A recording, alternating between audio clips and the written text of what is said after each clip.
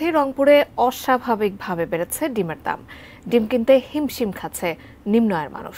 নিয়মিত মনিটরিংয়ের মাধ্যমে সরকারকে বাজার নিয়ন্ত্রণের দাবি ভোক্তাদের। ডিমের বাজার থেকে সরাসরি জানাচ্ছেন আমাদের প্রতিনিধি শাহরিয়ার মিম। শাহরিয়ার, আমরা ঈদের পরপরই দেখেছি ডিমের চাহিদা আসলে বেড়ে গেছে এবং অস্বাভাবিকভাবে ডিমের দামও বেড়ে গেছে। আপনি বাজার ঘুরে কি অবস্থা দেখতে পাচ্ছেন নিশ্চয়ই জানাবেন। জাকিয়া, আপনাকে ধন্যবাদ। আমি এই মুহূর্তে রয়েছি রংপুরের সিটি বাজার এলাকায়। আপনাদেরকে একটু যদি তথ্য দিয়ে রাখি, রংপুর জেলায় মোট ডিমের চাহিদা 3 লক্ষ। তবে রংপুরে যে অনুযায়ী ডিমের চাহিদা সে অনুযায়ী কিন্তু ডিম পাওয়া যাচ্ছে না বলে কিন্তু এখানে আমি যারা পাইকারি যারা ব্যবসায়ীরা রয়েছেন তাদের সাথে কিন্তু আমি কথা বলেছি, তারা কিন্তু আমাকে এই তথ্যকে দিয়েছেন।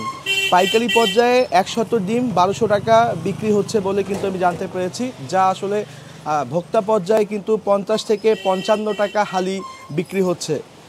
সারা দেশের মধ্যে সবথেকে বেশি ডিম কিন্তু রংপুর বিভাগের জেলাগুলোতেই কিন্তু উৎপাদন হয়, যার মধ্যে খামারিদের কাছ থেকে।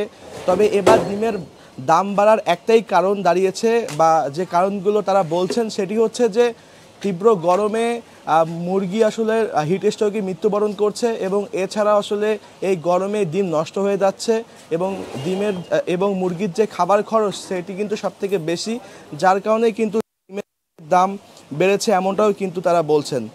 রংপুরের যারা আসলে ডিম সাপ্লাই করে তাদের মধ্যে কাজী ফার্মস, ভিআইপি শাহাদাত এবং নট এগ উন্নত সবথেকে বেশি আসলে তারা ডিম রংপুরে দিয়ে থাকে। তবে তারা যে অনুযায়ী ডিম দিচ্ছেন, যে পরিমাণ চাহিদা সে অনুযায়ী তারা ডিম দিতে পারছেন না, যার ফলেই কিন্তু এই ডিমের যে ভোক্তা পর্যায়ে যে সংকট বা পাইকারি পর্যায়ে যে সংকট সেটি কিন্তু এখানে হচ্ছে বলে কিন্তু আমি জানতে পেরেছি।